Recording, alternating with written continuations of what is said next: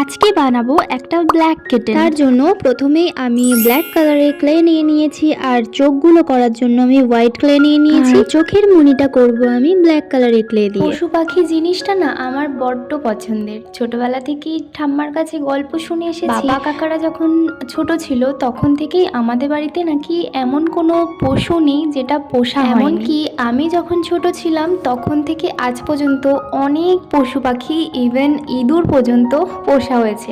হ্যাঁ, ইঁদুর বলতে ওই হোয়াইট কালারের ইঁদুর যেগুলোকে গিনিপিগ বলে। কিন্তু পশু পাখি জিনিসটা যেমন ভালো, মন ভালো করে দেয়, পজিটিভ এনার্জি আনে, তেমনই আমাদের মতন তারাও তো মরণশীল, তাই না? তাদের সাথে অনেকটা অ্যাটাচমেন্ট তৈরি হয়ে যাওয়ার পর যখন তারা পৃথিবী থেকে বিদায় নেয় তখন সেটা মেনে নিতে বড্ডই কষ্ট হয়। আর এই কষ্টটা একটা পেট প্যারেন্টসরা অবশ্যই বুঝবে। আচ্ছা, যাই হোক, আমার এই ক্লে দিয়ে যে ছোট্ট কিটেনটা বানিয়েছি সেটা তোমাদের কেমন লাগলো প্লিজ জানিও।